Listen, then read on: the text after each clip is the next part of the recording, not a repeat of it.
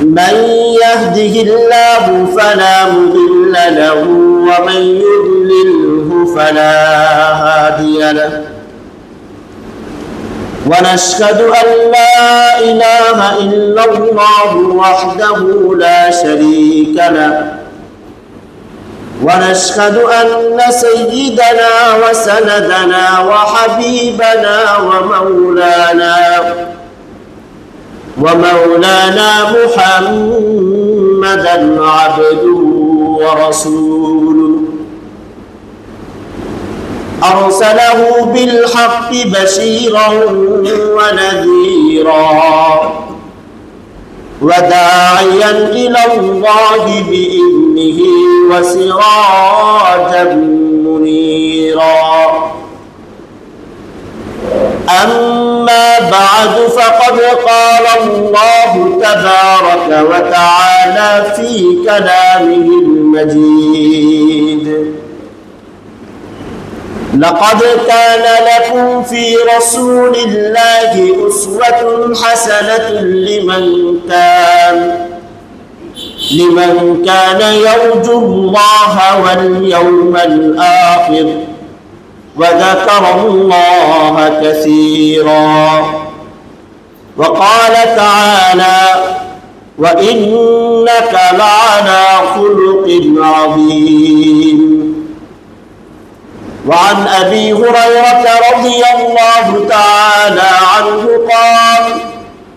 قال رسول الله صلى الله عليه وسلم إنما بعثت لأتمم مكارم الأخلاق أو كما قال عليه الصلاة والسلام صدق الله العلي العظيم وصدق رسوله النبي الكريم ونحن على ذلك من الشاهدين والشاكرين والحمد لله رب العالمين মহান আল্লাহ রব্বুল আলামিনের অসংখ্য অগণিত শুকরিয়া আল্লাহ রব্বুল আলামিন আমাদেরকে দুনিয়ার সমস্ত মানুষ থেকে যাচাই করে বাছাই করে আল্লাহ তাআলার ঘর মসজিদে আসার বসার তৌফিক দান করেছেন। এই জন্য আমরা অন্তরের অন্তরস্থল থেকে কালিমাতু শুকরিয়া আদায় করি আলহামদুলিল্লাহ। সম্মানিত হাজিরিন, আজকে আমরা জুমার মধ্যে যে বিষয় নিয়ে আলোচনা করব এই বিষয়টা হলো উত্তম চরিত্র, আখলাকে হাসানা সম্পর্কে আমরা আলোচনা করব। কেন এই বিষয় সম্পর্কে আলোচনা করা জরুরি? কারণ আমরা প্রত্যেকে নিজের জায়গা থেকে নিজেকে উত্তম চরিত্রের অধিকারী মনে করি। যদি মানুষকে আল্লাহ রাব্বুল আলামিন শুধু বাহ্যিক সৌন্দর্যের কারণে তার শ্রেষ্ঠত্ব দিতেন, যদি পৃথিবীতে আল্লাহ তাআলা শুধুমাত্র সৌন্দর্যের কারণে শ্রেষ্ঠত্ব দিতেন, তাহলে আল্লাহ রাব্বুল আলামিন মানুষকে শ্রেষ্ঠত্ব না দিয়ে বরং বিভিন্ন সাদা যে জিনিসগুলোকে আমরা দেখতে পাই এই জিনিসগুলোকে শ্রেষ্ঠত্ব দেওয়া দরকার ছিল। প্রাণীদের মধ্যে অনেক প্রাণী আছে একদম পরিপূর্ণ সাদা,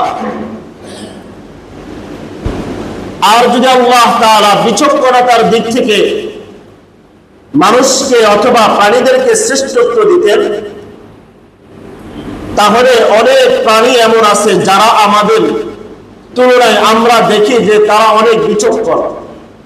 যেমন ছোট্ট একটা বাবুই পাখি গাছের একদম উপরে সে তার বাসাকে সুন্দরভাবে তৈরি করে সেখানে থাকতেছে। যদি চতুরতার দিক থেকে মানুষকে শ্রেষ্ঠত্ব অথবা প্রাণীদেরকে শ্রেষ্ঠত্ব দেওয়া হতো,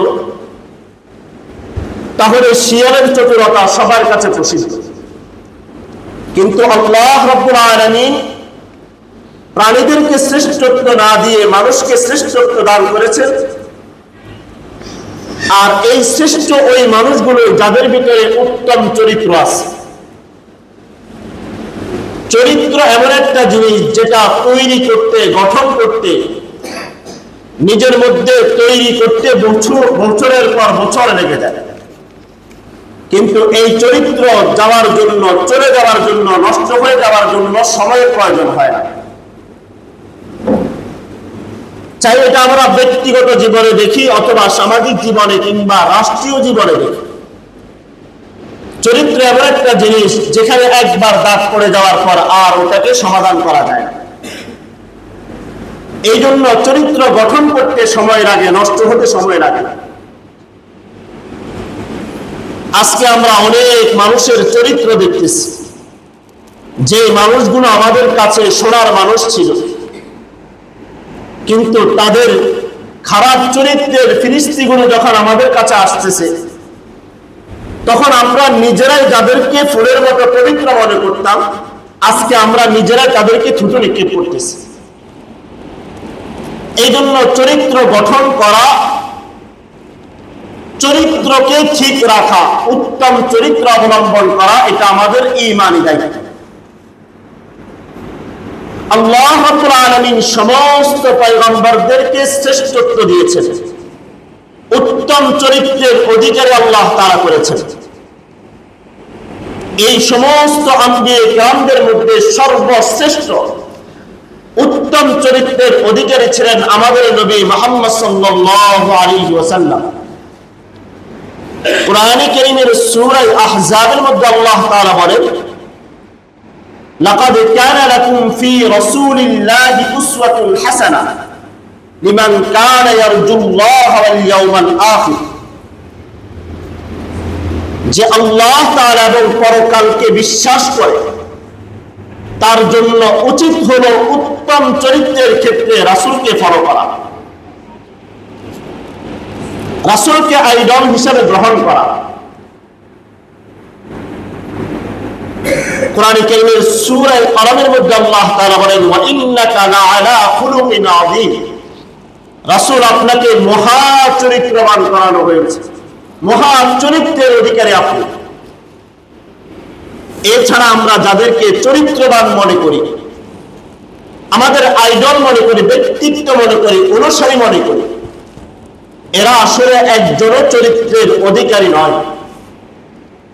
আজকে আমরা সিনেমার জগতে গিয়ে যদি একজনকে আইডল মনে করি, তাহলে দেখা যাবে এরা 40-50 বছর পর্যন্ত বিবাহ করে না, কিন্তু এদের সন্তানও হয়। আবার এদের এক একজন স্ত্রী 2 দিন পর পরে এসে মিডিয়াতে আসে যে আমি হলাম অমুকের স্ত্রী। আমরা এদেরকে আইডল মনে করি। রাজনৈতিক মতাদর্শের ক্ষেত্রে আমরা কাউকে আইডল মনে করি।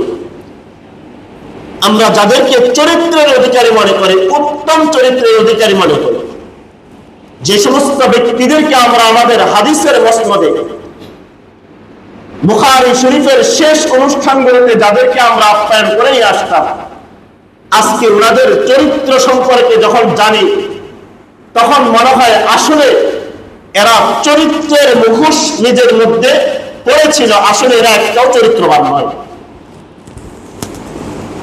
এই জন্য চরিত্র যদি কাউকে অনুসরণ করতে হয়, তাহলে রাসূল সাল্লাল্লাহু আলাইহি ওয়াসাল্লামের চরিত্রের বিপরীত কোন চরিত্র হতে পারে না। এই উত্তম চরিত্র সম্পর্কে আমরা 5টা আলোচনা করব। সর্বপ্রথম আল্লাহ রাসূল সাল্লাল্লাহু আলাইহি ওয়াসাল্লাম বলেছেন, মানুষের সাথে সদ্ব্যবহার করো। হাদিসের মধ্যে হযরত আবু যর গিফারি রাদিয়াল্লাহু তাআলা আনহু তিনি বলেন, আন আবি যর রাদিয়াল্লাহু তাআলা আনহু قال قال لي رسول الله صلى الله عليه وسلم اتق الله حيث ما كنت। আল্লাহ রাসূল বলেন, হে আবু যর, যেখানে থাকো, যে অবস্থায় থাকো, যে হালতের মধ্যে থাকো, আল্লাহ তাআলাকে ভয় করো। ওয়াতবি'আস সাইয়্যাতাল হাসানাতা তামহুহা। কোন একটা মন্দ কাজ তোমার দ্বারা হয়ে গিয়েছে, কোন একটা গুনাহ তোমার দ্বারা হয়ে গিয়েছে, কোন একটা খারাপ আচরণ তোমার দ্বারা হয়ে গিয়েছে, আবু যর গিফারির সাথে সাথে আরেকটা ভালো কাজ করে নাও। তোমার ওই মন্দ কাজটা ভালো কাজের কারণে আল্লাহ তাআলা মিটিয়ে দিবেন। তৃতীয় নাম্বার বললেন ওয়াখালিকিন নাসা বিখুলুকিন হাসানিন, মানুষের সাথে উত্তম ব্যবহার করো, উত্তম সৎ ব্যবহার করো, সৎ চরিত্র অবলম্বন করো। আল্লাহ রাসূল আবু যর গিফারীকে বললেন, আবু যর যেখানে থাকো আল্লাহকে ভয় করো এবং মানুষের সাথে সৎ ব্যবহার করো। আজকে আমরাও আমাদের পরিবারের সাথে সৎ ব্যবহার করি, কিন্তু বাহিরে আসার পর যে চরিত্র আমরা দেখাই পরিবারের সাথে সেই চরিত্র দেখাই না। রাস্তায় যখন আমরা আসি তখন আমরা নিজেকে কিভাবে ফুটানো যায়, নিজের চরিত্র কিভাবে দেখানো যায় এটাই দেখানোর চেষ্টা করি, অথচ আমাদের স্ত্রীদের সাথে আমাদের সন্তানদের সাথে আমাদের চরিত্র ভালো নাই।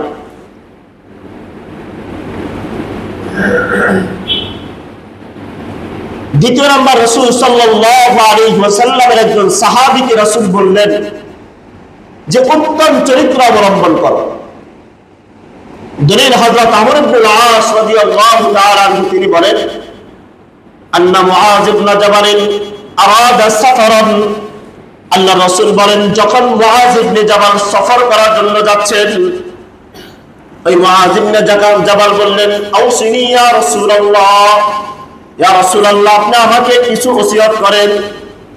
রাসূল বললেন উবুদুল্লাহ ওয়া লা তুশরিকু বিহি শাইআ, হে মুআয ইবনে জাবাল আল্লাহ তাআলাকে ভয় করো, তার সাথে কাউকে শরীক করিও না। সাহাবী মুআয ইবনে জাবাল আবার বললেন ইয়া নবী আল্লাহ জিদনি, রাসূল আমাকে আরো ওসিয়ত করেন। আল্লাহ রাসূল বললেন ইদা আসাতা ফাআহসান, মুআয যদি তোমার দ্বারা কোনো গুনাহ সংঘটিত হয়ে যায়, কোনো খারাপ কাজ সংঘটিত হয়ে যায়, তাহলে সাথে সাথে আরেকটা ভালো কাজ করে নাও। সাহাবী মুআয বললেন ইয়া রাসূলুল্লাহ আউসিনি জিদনি, রাসূল আমাকে আরো ওসিয়ত করেন, আরো কিছু বলে দেন। রাসূল বললেন ইসতাকিম ওয়াল ইহসিন খুলুকাকা, হে মুআয তুমি ঈমান আনয়ন করার পর ঈমানের উপর মজবুত থাকো এবং চরিত্র অবলম্বন করো, সৎ চরিত্র অবলম্বন করো। আল্লাহ রাসূল বললেন মুআয যেখানে থাকো তোমার সৎ চরিত্র অবলম্বন করো, চরিত্রকে ঠিক রাখো।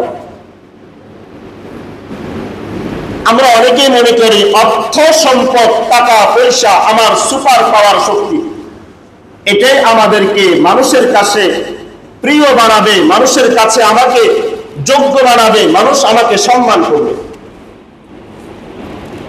কিন্তু আল্লাহ রাসূল সাল্লাল্লাহু আলাইহি ওয়াসাল্লাম বলেন قال رسول الله صلى الله عليه وسلم إنكم لا تسعون الناس بأموالكم ولكن يسعكم أموال الناس ولكن ليسعهم।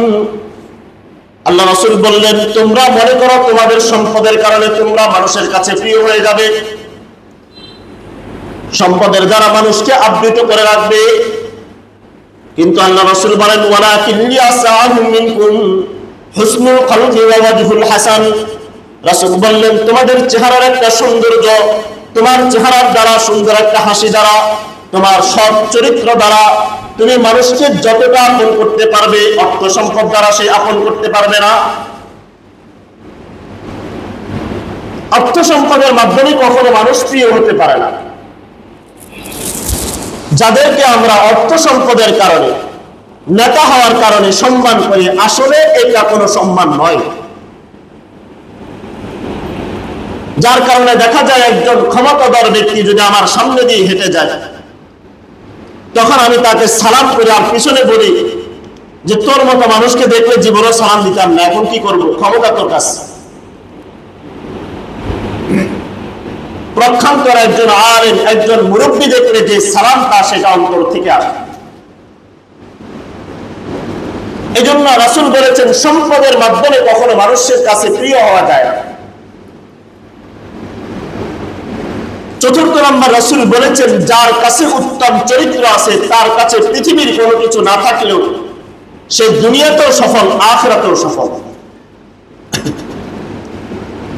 দলিল عن أبي هريرة رضي الله تعالى عنه قال قال رسول الله صلى الله عليه وسلم أربع إذا كنا فلا عليك ما فاتك من الدنيا রাসূল বলেন চারটা জিনিস যদি তোমার কাছে থাকে দুনিয়ার সমস্ত কিছু যদি তোমার থেকে হাতছাড়া হয়ে যায় তাহলে কোনো সমস্যা নাই এক নাম্বার হলো হিফজু আমানাতিন আমানতের হেফাজত করো ওয়াসিদকু হাদিসিন সত্য কথা বলো দ্বিতীয় নাম্বার হলো ওয়াহুসনু খলিকাতিন উত্তম চরিত্র অবলম্বন করো চতুর্থ নাম্বার হলো আইফাতুন ফি তুআমাতিন খাবারের মধ্যে ভালো খাবার খাও এখানে রাসূল বললেন সৎ চরিত্র অবলম্বন করো চরিত্র যদি তোমার ভালো হয়ে যায় তাহলে তোমার দুনিয়ার সব কিছু না থাকুক তুমি একজন সৎ চরিত্রবান হওয়ার কারণে তোমাকে মানুষ সম্মান করবে দুনিয়াতেও সম্মান আখিরাতেও সম্মান এবং কেমন চরিত্র অবলম্বন করতে হবে আল্লাহ রাসূল সাল্লাল্লাহু আলাইহি ওয়াসাল্লামের একজন সাহাবী হযরত ইয়াজিদ ইবনে বাবানুস তিনি বলেন দাখালনা আলা আয়েশা রাদিয়াল্লাহু তাআলা আনহা তিনি বলেন আমরা রাসূল সাল্লাল্লাহু আলাইহি ওয়াসাল্লামের স্ত্রী হযরত আয়েশার কাছে গেলাম ফাকুলতু ইয়া উম্মাহাতুল মুমিনিন আমরা বললাম হে উম্মাহাতুল মুমিনিন আমাদেরকে বলেন মা কানা খুলুক রাসূলিল্লাহ সাল্লাল্লাহু আলাইহি ওয়াসাল্লাম আল্লাহর নবী সাল্লাল্লাহু আলাইহি ওয়াসাল্লামের চরিত্র কেমন ছিল আমাদেরকে একটু বলেন উম্মাহাতুল মুমিনিন বললেন কানা খুলুকুহু আল কুরআন নবীজির চরিত্র ছিল আল কুরআন কোরআনে কারীমের মধ্যে যতগুলো বিধান ছিল আল্লাহ রাব্বুল আলামিনের সমস্ত বিধানগুলো নবীজি মানতেন যতগুলো নিষেধাজ্ঞা ছিল নবীজি সব কিছু মানতেন এইজন্য পুরা কোরআনটা হলো রাসূলের একটা আদর্শ এরপরে বললেন তাকরাউনা সূরাতুল মুমিনিন তোমরা তো সূরাতুল মুমিনুন পড়ো আল্লাহ রাসূল সাল্লাল্লাহু আলাইহি ওয়াসাল্লামের স্ত্রী আয়েশা বললেন হে ইয়াজিদ তুমি কোরআনে কারীমের সূরা মুমিনুন পড়ো ইয়াজিদ তিনি বললেন আমি কোরআনে কারীমের সূরা মুমিনুন قد أفلح المؤمنون الذين هم في صلاتهم خاشعون والذين هم عن اللغو معرضون والذين هم للزكاة فاعلون والذين هم لفروجهم حافظون এতটুকু আয়াত বললাম আয়েশা সিদ্দিকা বললেন হাকাযা কানা খুলুক রাসূলিল্লাহ সাল্লাল্লাহু আলাইহি ওয়াসাল্লাম ইমানদারের যতগুলো চরিত্র ছিল সবগুলো চরিত্র রাসূলের মধ্যে ছিল এইজন্য পুরো কোরআনটা ছিল রাসূলের চরিত্র কোরআনে কারীমের যতগুলো বিধান ছিল সমস্ত বিধান যার মধ্যে ছিল তিনি হলেন আমাদের রাসূল এইজন্য পুরো কোরআনটাই হলো রাসূলের চরিত্র এইজন্য চরিত্রকে দুই ভাগে ভাগ করা হয় এটাকে আখলাক বলা হয় আখলাক একটাকে বলা হয় আখলাকে হামিদা আরেকটাকে বলা হয় আখলাকে জামিমা আখলাকে হামিদাকে বলা হয় সৎ চরিত্র আর আখলাকে জামিমাকে বলা হয় অসৎ চরিত্র আখলাকে হামিদা আবার তিন প্রকার প্রথমটার নাম হলো খুলুকে হাসান আখলাকে হাসানা বলা হয় উত্তম চরিত্র বলা হয় এই উত্তম চরিত্র কোনটাকে বলা হয় কেউ একজন আপনার উপর জুলুম করেছে আপনি তাকে যে পরিমাণ জুলুম করেছে ওই পরিমাণ জুলুমের বদলা দিয়ে দিয়েছেন এটাকে বলা হয় আখলাকে হাসানা দ্বিতীয় নাম্বার আখলাকে কারীমা এটাকে বলা হয় মহা চরিত্র আখলাকে কারীমা হলো যেমন কোন ব্যক্তি আপনার উপর জুলুম করেছে আপনি তার উপর জুলুম না করে তাকে শাস্তি না দিয়ে তাকে ক্ষমা করে দিলেন এটাকে বলা হয় আখলাকে কারীমা যেটাকে মাকারিমুল আখলাক বলা হয় তৃতীয় নাম্বার আখলাকে আমিমা বলা হয় কোন ব্যক্তি আপনার উপর জুলুম করেছে আপনি তাকে জুলুম করেন নাই তার উপর শাস্তি প্রয়োগ করেন নাই বরং শাস্তি প্রয়োগ না করে তাকে ক্ষমা করে দিয়েছেন এবং ওই ব্যক্তিকে তার জন্য কল্যাণকর কোনো কাজ করে দিয়েছে। এটাকে বলা হয় আখলাকে আমিমা। এই তিনটা চরিত্র, হয়তো কেউ জুলুম করেছে, আপনি সে যে পরিমাণ জুলুম করেছে ওই পরিমাণ তার থেকে বদলা নিয়ে নেবেন, এটা শরীয়তে বৈধ।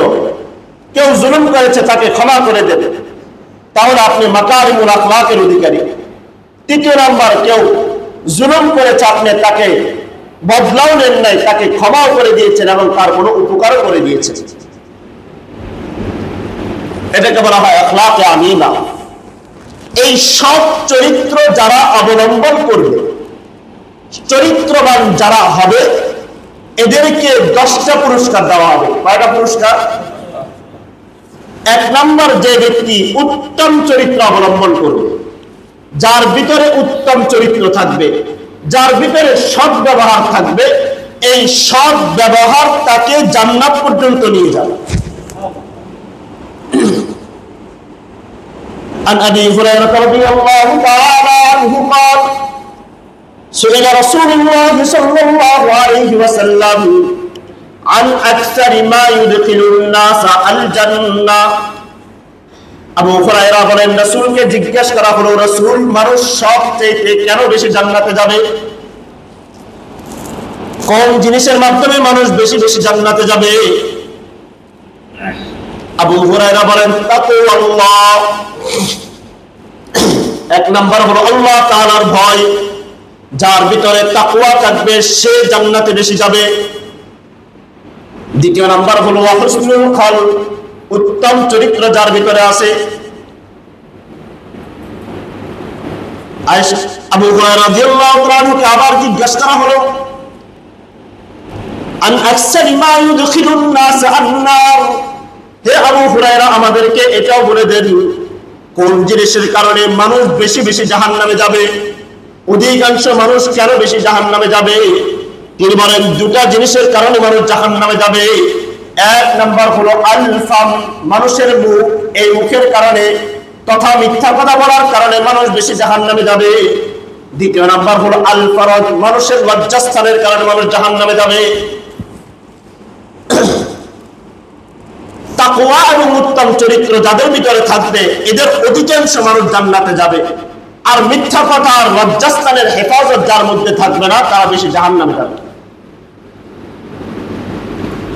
তার মানে হলো উত্তম চরিত্র মানুষকে জান্নাত পর্যন্ত নিয়ে যাবে। এবং সবচেয়ে খেয়ানত মানুষের এই জবান আর এই লজ্জাস্থানের মাধ্যমে হয়। কিভাবে জবানের মাধ্যমে খেয়ানত হয়? যে এই জবানের মধ্যে আমরা বলি আমরা দেশ প্রেম, দেশ ভালোবাসি, দেশ আমার, কিন্তু এই জবানে আমরা বলি, কিন্তু আমাদের আসলে কার্যকলাপের মধ্যে বোঝা যায় দেশ আমার নয়, এটা আমার বাবা। এই জন্য এই দেশকে লুট করতে হয়। তো মুখে বলে আমরা পালাবো না, কিন্তু কার্যকলাপে বোঝায় আমরা তার আগে পালাই গেছি। আরেকটা হলো লজ্জাস্থান। যারা মানুষকে বেশি লাঞ্ছিত করেছে, যারা আলেমদেরকে বিভিন্ন রিসোর্ট থেকে নিয়ে এসে হালাল স্ত্রীকে হারাম সাব্যস্ত করেছে, যারা ছোট ছোট বড় বড় আলেমদেরকে নিয়ে তাদের চরিত্রকে দূষণ করার জন্য চেষ্টা করেছে, আল্লাহ রাব্বুল আলামিন এদেরকে এমন ভাবে লাঞ্ছিত করেছে যে এরা দুনিয়াতে তো লাঞ্ছিত হয়েছে, যে সামান্য একজন ডিসি পুরো ঢাকা শহরকে যত বড় আলেমদেরকে গ্রেফতার করেছে এবং এই সমস্ত মানুষগুলোকে পরবর্তীতে নিয়ে এদের চরিত্র লেপন করার জন্য নারীকে ভাড়া করে নিয়ে এসে ওই আলেমের সাথে গায়ের সাথে গা মিশিয়ে দিয়ে ছবি তুলে সমাজের মধ্যে প্রচার করেছে যে এই আলেম নারীর সাথে অবৈধ সম্পর্ক। যিনি করেছেন আল্লাহ তাআলা দুনিয়াতে এদেরকে লাঞ্ছিত করেছেন। আবার আপনারা পছন্দ হতে পারে, কিন্তু এটাই বাস্তবতা। যে সমস্ত জঙ্গি মামলা আমরা দেখেছি, একটা জঙ্গি মামলা বাংলাদেশে নেই। এটা সমস্ত কিছু সরকারের একটা সাধারণ নাটক ছিল। ফেরাউন যখন ক্ষমতা ছিল তখন যুগে যুগে ফেরাউন বিভিন্ন দল গঠন করেছে। এই সমস্ত দলগুলো তৈরি করে এক একজনকে এক এক তোকমা দিয়ে এখানে প্রবেশ করিয়ে নির্যাতন করে। আর এই বর্তমান যুগের ফেরাউন যারা ছিল, এরাও বিভিন্ন আনসারুল্লাহ বাংলা টিম, জিএমবি, এরকম কোন দল বাংলাদেশে নেই, এরাই তৈরি করেছে, এটা এদের দল। আর এটা নিয়ে বিদেশিদেরকে খুশি করার জন্য এই দেশের হাজার হাজার তৌহিদি জনতাকে, হাজার হাজার আলেমদেরকে এরা লাঞ্ছিত করেছে। কোথা থেকে এত অস্ত্র আসে? আপনি আর আমি তো ভিডিওর মধ্যে দেখি ওই আলেম, তার কাছে অস্ত্র পাওয়া গিয়েছে, উগ্রবাদী বই পাওয়া গিয়েছে। তারা নিজেরাই যাদের ভিতরে পকেটের ভিতরে ঢুকে যায়, আর পাশে দুজন দাঁড়ায় থাকে, যদি কথা বলস তোরও শেষ করবো, তোর পরিবারকেও শেষ করবো। মিডিয়ার সাক্ষাৎগুলো দেখেন এখন। এই জন্য লজ্জাস্থান আর এই জবানের কারণে মানুষ বেশি জাহান্নামে যাবে। আল্লাহ রাসূল সাল্লাল্লাহু আলাইহি ওয়াসাল্লাম সৎ চরিত্র যারা অবলম্বন করবে তাদের দ্বিতীয় নম্বর পুরস্কার বলেছেন যে যতগুলো নেকির কাজ আছে এটাই উত্তম চরিত্র। হযরত নওয়াস ইবনে সামআন রাদিয়াল্লাহু তাআলা আনহু তিনি বলেন, সাআলতু রাসূলুল্লাহ সাল্লাল্লাহু আলাইহি ওয়াসাল্লাম আনিল বিররি ওয়াল ইসমি, আমি রাসূলকে জিজ্ঞাসা করলাম, রাসূল নেকি কাজ কোনটা, কল্যাণকর কাজ কোনটা, ভালো কোনটা, মন্দ কোনটা? আল্লাহ রাসূল বললেন আল ইসমু খুলুক, আল ইসমু হুসনুল খুলক। রাসূল বললেন সমস্ত কল্যাণকর কাজ এগুলোই হলো উত্তম চরিত্র। আমি রাসূলকে জিজ্ঞাসা করলাম, রাসূল খারাপ কাজ কোনটা, মন্দ কাজ কোনটা?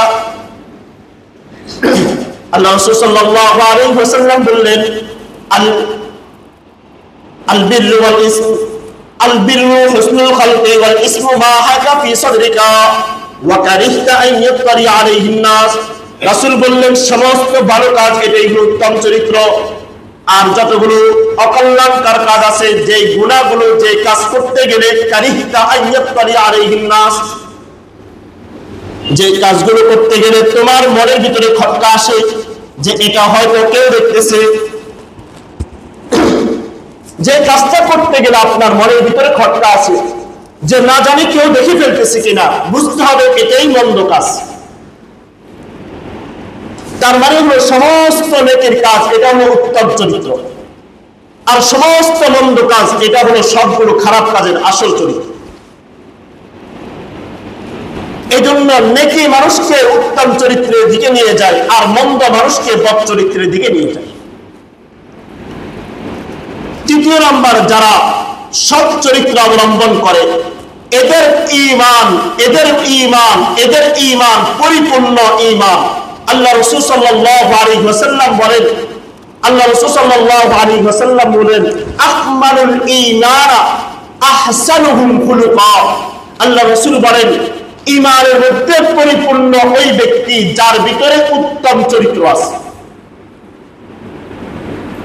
যে উত্তম চরিত্রের অধিকারী তার ঈমান পরিপূর্ণ। ওয়াখিয়ারুকুম খিয়ারুকুম লিনিসাইহিম খায়রা। আর তোমাদের মধ্যে উত্তম ওই ব্যক্তি যে তার স্ত্রীর কাছে সৎ চরিত্রবান, যার স্ত্রীর কাছে সে সৎ চরিত্রবান, সে ঈমানদার, সে আখলাকে হাসানা, খুলুকে হাসানের অধিকারী। এবার আপনি আর আমি আমাদের চরিত্রের মধ্যে মিলিয়ে দেখি যে আমার স্ত্রীর কাছে আমি সৎ চরিত্রবান কিনা। বাহিরেতে আসলে বাহাদুরি অনেক দেখায়, কিন্তু স্ত্রীর সাথে একটু সুন্দর ভাষায় কথা বলে না। কিছু মানুষের চেহারাটাই এমন, ঘরের ভিতরে গেলে মনে হয় যেন এই চেহারার উপর ঠাড়া পড়ে। এরা জীবনে স্ত্রীর সাথে সুন্দর কথা বলে না, ছেলে মেয়েদেরকে দেখলে একটু আদর যত্ন করে না, বাহিরে এসে বড় বড় হুঙ্কার দেয়, কিন্তু এরা ঘরে গিয়ে স্ত্রীর সাথে সুন্দর ব্যবহার করে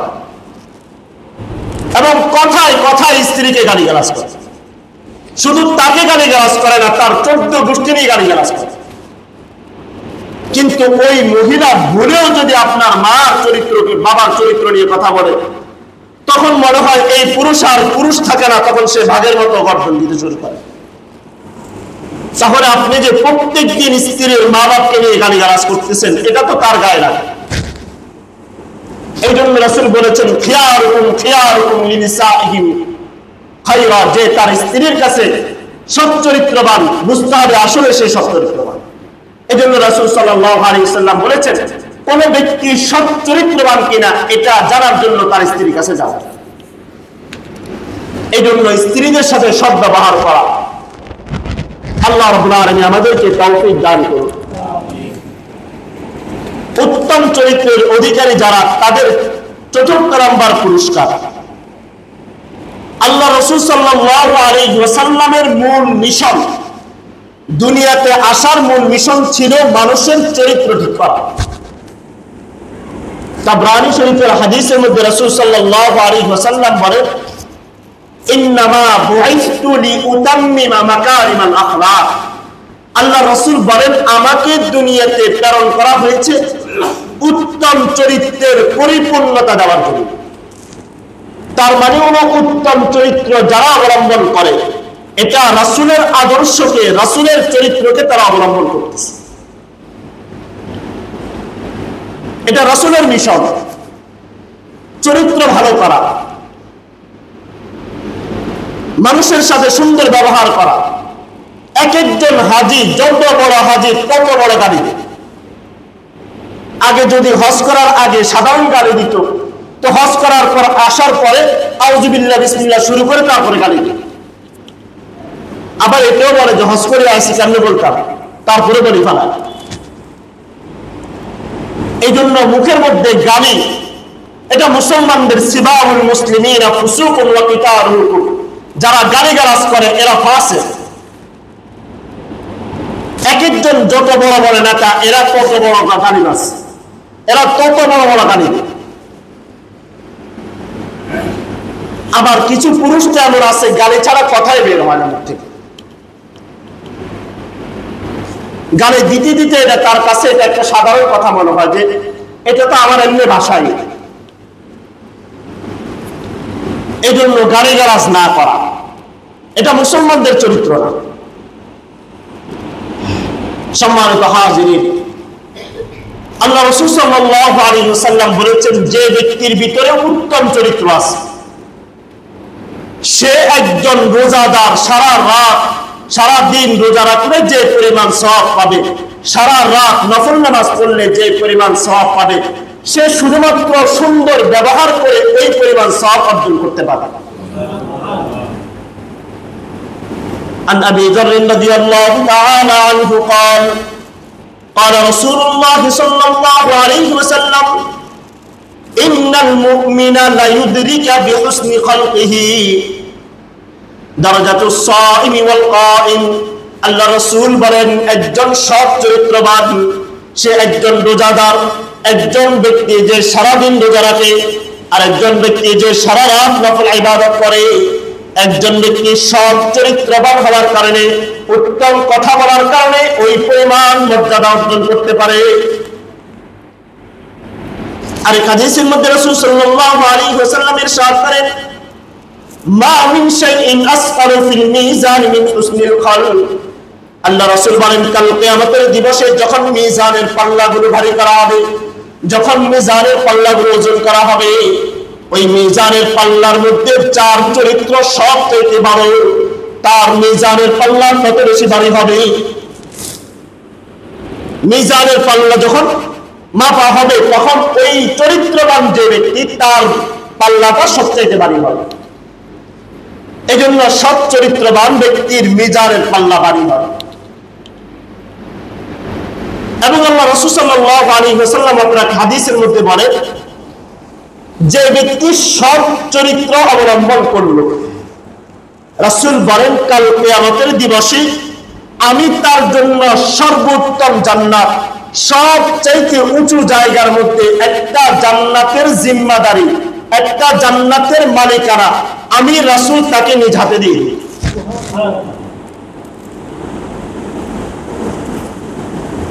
কেমন জান্নাত? আল্লাহ রাসূল বলেন, একদম উঁচু স্থানে যে জান্নাতটা আছে, ওই জান্নাতটা আমি রাসূল সাল্লাল্লাহু আলাইহি ওয়াসাল্লাম তার জন্য রেখে দিলাম।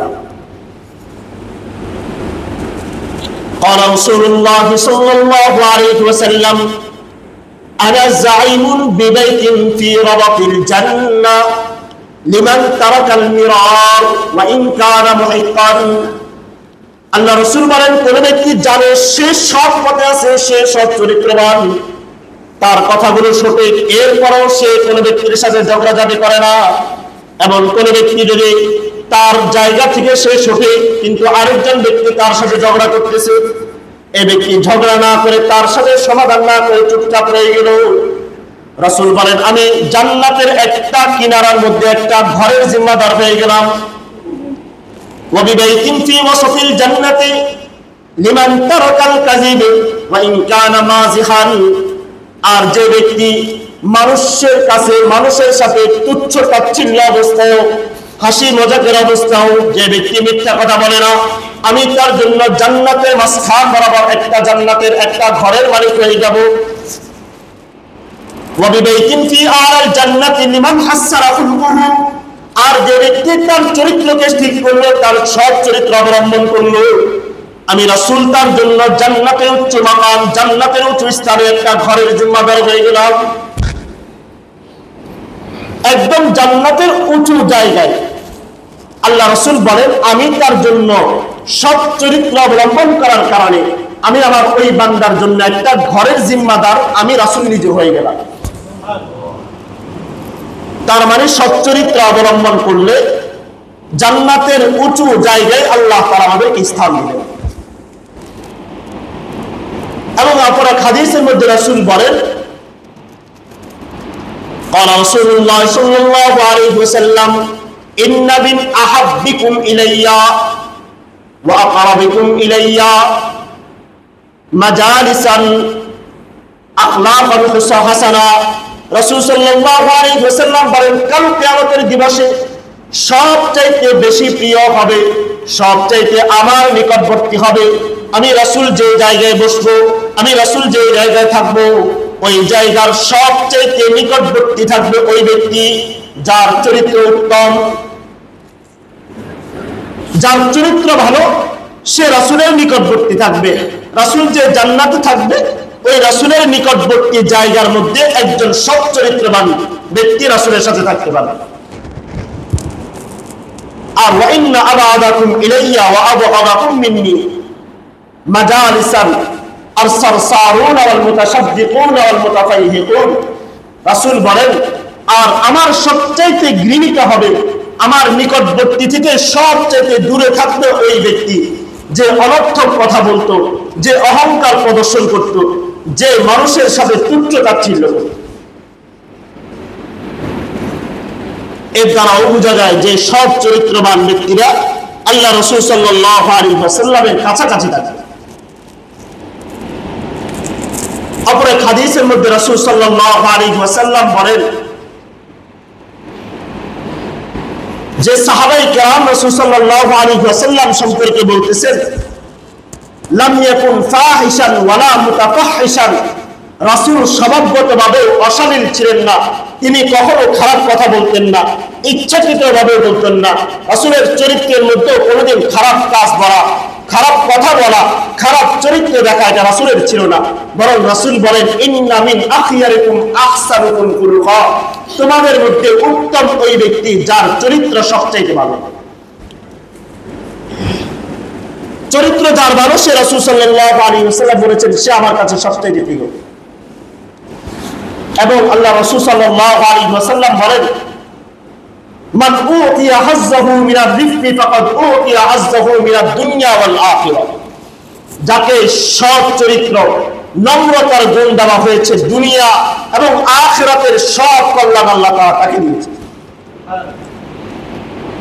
আর যাকে সৎ চরিত্রে দেওয়া হয়েছে, আল্লাহ রাব্বুল আলামিন এই সৎ চরিত্রের কারণে ইয়ামুরানি ফিল বাইত, আল্লাহ তাআলা তার সম্পদ বাড়াইয়া দেন, ওয়া ইয়াজিদানি ফিল আমাল, আল্লাহ তাআলা তার হায়াতকে দীর্ঘায়িত করে দেন। এজন্য রাসূল সাল্লাল্লাহু আলাইহি ওয়াসাল্লাম চমৎকার একটা দোয়াও শিখিয়ে দিয়েছেন যে তোমরা যখন আয়না দেখবে তখন বলবে, আল্লাহুম্মা কামা আহসানতানি খুলুকা, আল্লাহুম্মা আহসানতানি খালকা। হে আল্লাহ, আপনি আমার চরিত্র যেরকম, আমার চেহারাটাকে যেরকম সুন্দর বানিয়েছেন, আপনি এভাবে আমার চরিত্রটাকেও ঠিক করে দেন। আল্লাহুম্মা আহসানতা খালকি কামা আহসানতা খুলুকি। হে আল্লাহ, আপনি যেরকম আমার চেহারাটাকে সুন্দর বানিয়েছেন, আমার দুটা চোখ দিয়েছেন, একটা সুন্দর নাক বানিয়েছেন, আল্লাহ আপনি আমাকে সুন্দর চরিত্র দিয়েছেন, চরিত্র চেহারা দিয়েছেন, আল্লাহ আপনি আমার চরিত্রটাকে এইভাবে ঠিক করে দেন। এই চরিত্র এত দামি একটা জিনিস। আল্লাহ রাসূল সাল্লাল্লাহু আলাইহি ওয়াসাল্লাম যখন নামাজে দাঁড়াতেন তখন রাসূল আল্লাহু আকবার বলে তাকবীর বাবার পরে রাসূল বলতেন, ইন্না সালাতি ওয়া নুসুকি ওয়া মাহইয়ায়া ওয়া মামাতি লিল্লাহি রাব্বিল আলামিন লা শারীকা লাহু ওয়া বিযালিকা উমিরতু ওয়া আনা মিনাল মুসলিমিন। এবং রাসূল এরপরে বলতেন, আল্লাহুম্মা হদিনি লিআহসানিল আমালি ওয়া আহসিনিল আখলাক। হে আল্লাহ, আপনি আমাকে উত্তম আমল এবং উত্তম চরিত্রের পথে পথ প্রদর্শন করুন। লা ইয়াহদি লিআহসানিহা ইল্লা আনতা। আপনি ছাড়া কেউ আমাকে সৎ চরিত্র, উত্তম চরিত্রের দিকে পরিচালিত করতে পারে না। এই জন্য আমরা যাদেরকে উত্তম চরিত্রবান মনে করি, আসলে এরা এক একটা উত্তম চরিত্র তো তাদের ভিতরে নেই বললে চলে। এদের ক্ষেত্রে অসৎ চরিত্র, চরিত্রহীনতার একদম শেষ পর্যায়ে চলে গিয়েছে। আজকে আমরা এক একটা সিনেমা হল, এক একটা নায়ক নায়িকাকে যেভাবে আমরা ফলো করি, আসলে এরা একটাও চরিত্রবান না। যদি এরা চরিত্রবান হতো, যদি এদের ভিতরে চরিত্র থাকতো, এদের ভিতরে যদি আখলাকে হাসানা থাকতো, তাহলে এদের মতো যারা আছে এরা এক একজনের 2 দিন পরে পরে স্ত্রী কোথায় থেকে আসে। আজকে আমাদের মিডিয়াগুলো তাদেরকে একদম আমাদের কাছে সুন্দরভাবে উপস্থাপন করে। আজকে আমরা যে সমস্ত নেতাদেরকে চরিত্রবান বলে করে সমাজের মধ্যে প্রতিষ্ঠিত করেছিলাম, যাদের ব্যাপারে আমরা স্লোগান দিয়েছিলাম অমুক ভাইয়ের চরিত্র ফুলের মতো পবিত্র, এই চরিত্রবান মানুষগুলোর চেহারাটা শুধু দেখতে এদেরকে চরিত্রবান মনে হয়, আসলে এরা এক একজন ভিতরে অসৎ চরিত্রের একদম লিমিট ছাড়া। আজকে ভাবতেও অবাক লাগে, এই দেশের অনেক কওমি মাদ্রাসাগুলোতে, বাংলাদেশের অধিকাংশ কওমি মাদ্রাসাগুলো, বড় বড় মাদ্রাসাগুলোতে বুখারী শরীফের শেষ দরজ যেদিন দেওয়া হয়, খতমে বুখারী, এই খতমে বুখারীতে যে ব্যক্তিকে সবচেয়ে বেশি মূল্যায়ন করা হতো তিনি হলেন আমাদের এই দেশের একজন স্বরাষ্ট্রমন্ত্রী। অথচ তিনি কাওরান বাজার থেকে লক্ষ কোটি টাকা তিনি বাজেট করতেন, এবং যতগুলো আলেমদেরকে ধরে নেওয়া হয়েছে, যতগুলো আলেমদেরকে 3 বছর 5 বছর 7 বছর 10 বছর 14 বছর পর্যন্ত যাদেরকে শাস্তি দেওয়া হয়েছে, সবগুলোর পিছনে কলকারি নেড়েছিলেন ওই নেতা। আজকে এখানে অনেকে ভিন্ন দল করতে পারে, কিন্তু অনেকে জানেন না যে এরা এতটাই চরিত্রহীনতার পর্যায়ে চলে গিয়েছে। কারণ আমরা তো বাহ্যিক দেখেছি,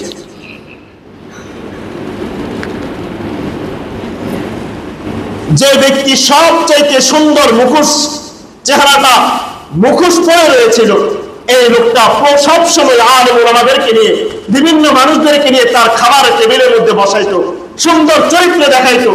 আর আলেমদেরকে গ্রেফতার করার পর সর্বপ্রথম বিভিন্ন জায়গায় শাস্তি দেওয়ার পরে তার খানকায় নিয়ে যাওয়া হতো, সে বিশাল আয়োজন করে খাওয়াইতো, বাতের হোটেল, সেখানে সুন্দরভাবে খাওয়াইয়া চেহারা দেখে বলতো, আরে আলেম আপনি অমুক মাওলানা আপনাকে নাকি গ্রেফতার করছে, আমি তো জানি না।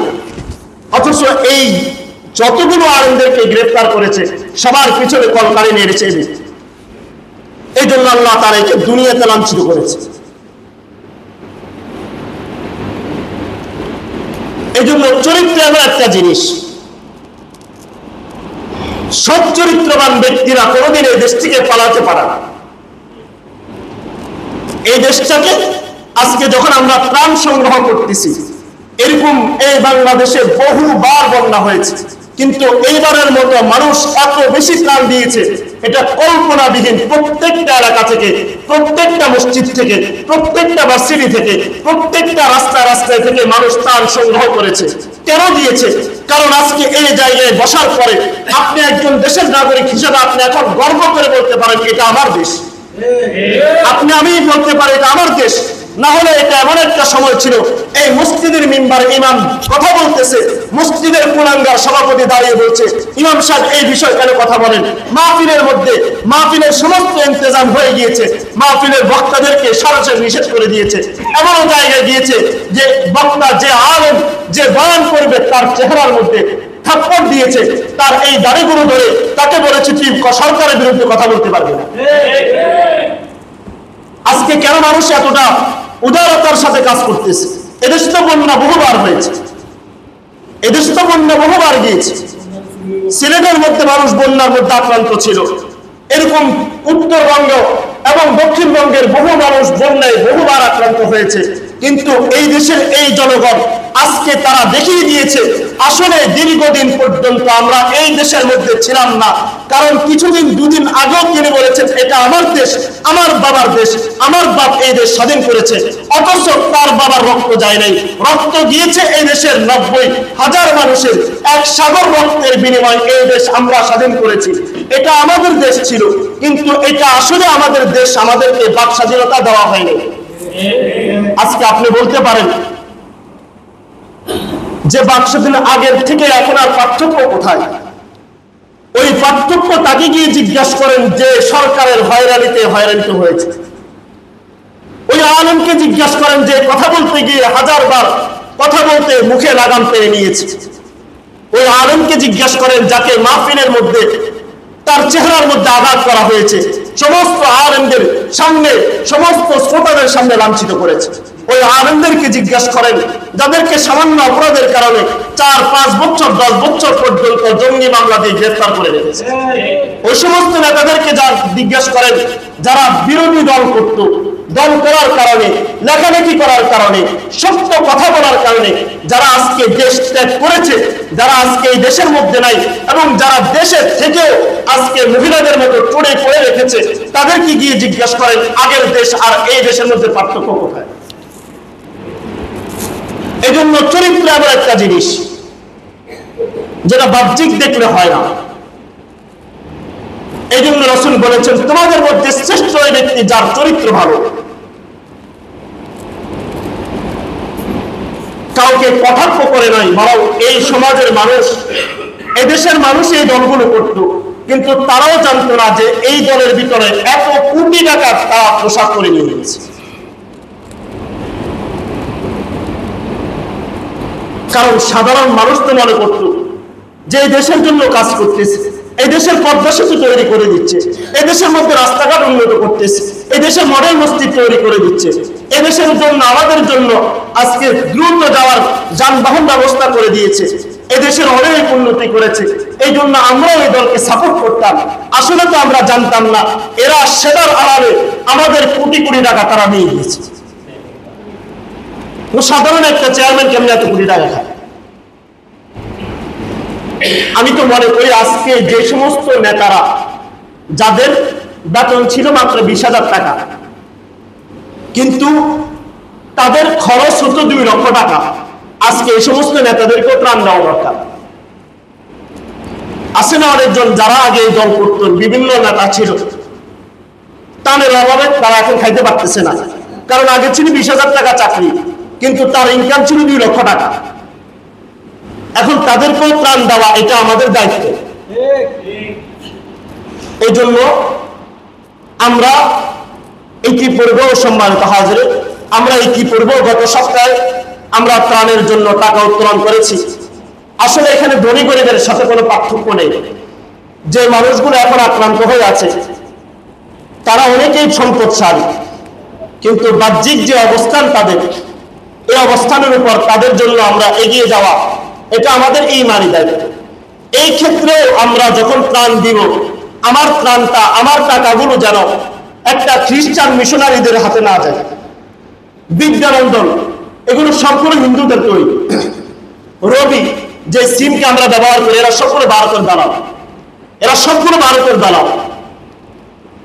এই জন্য একমাত্র কয়েকটা ভালো ভালো সংগঠন আছে। আমি আস-সুন্নাহ ফাউন্ডেশনের কথা বলেছিলাম যে আমরা অনেকেই গত সপ্তাহে আমাদের মসজিদ থেকে প্রায় 38,600 টাকা উঠেছে। এর মধ্যে আমরা আমাদের উত্তরা থেকে এবং আমাদের অত্র তুরাখানা থেকে গত সোমবার ভোর 3টা বাজে একটা বাহিনী গিয়েছে, একটা কাফেলা গিয়েছে, তারা আমাদের প্রাণগুলো পৌঁছে দিয়েছে। এবং গত বুধবারে আমাদের তুরাগ থানা তাফসীর কমিটির মাহফিল থেকে এই ব্যানার থেকেও আমাদের একটা দল গিয়েছে, তারাও আপনাদের প্রাণগুলো সেখানে পৌঁছে দিয়েছেন। আমাদের আইবিটি ভার্সিটি আমাদের টোটাল টাকা উঠেছিল ৩৮,৬০০ টাকা, আমরা ২৬,২০০ টাকা তুরাগ থানা তাফসীর কমিটির যে ব্যানার আছে আমরা ওখানে দিয়েছি। আর ১০,০০০ টাকা আমাদের এখানে ভার্সিটির যে ছেলেরা ছিল আমরা অনেকে জামা কাপড়গুলো দিয়েছিলাম, সেখানে ১০,০০০ টাকা দেওয়া হয়েছে। আর বাকি ২৫০০ টাকা সহ আমি ৪,০০০ টাকা আমাদের এলাকার কয়েকজন মানুষকে দিয়েছি। এখন আমরাও চেষ্টা করব আমাদের এই ত্রাণ যারা আমরা অনেকেই দিয়েছি, আরো যদি কারো নিয়ত থাকে, অনেক জায়গায় এরকম আছে বহু আলেম মসজিদের ইমামরা তারা ত্রাণ সবাইকে দিচ্ছে কিন্তু নিজেদের জন্য রাখতেছেন। আত্মমর্যাদা বলে একটা কথা আছে, এরকম বহু সম্ভ্রান্ত পরিবার আছে। এই জন্য বন্যা চলে গিয়েছে এরকম নয়, বরং চলে যাওয়ার পরও অনেক মানুষ ক্ষতিগ্রস্ত হয়েছে। আমরা যাদের সামর্থ্য থাকে আমরা আমাদের পর্যাপ্ত পরিমাণ চেষ্টা করব আমাদের দানগুলো দেওয়ার জন্য এবং সেগুলো একটা ভালো জায়গায় পৌঁছানোর জন্য। আল্লাহ রাব্বুল আলামিন আমাদেরকে উত্তম চরিত্র অবলম্বন করে আমাদের জীবনকে সাজানোর মতো তৌফিক দান করুন। ওয়া আখিরু দাওয়ানা আলহামদুলিল্লাহি রাব্বিল আলামিন।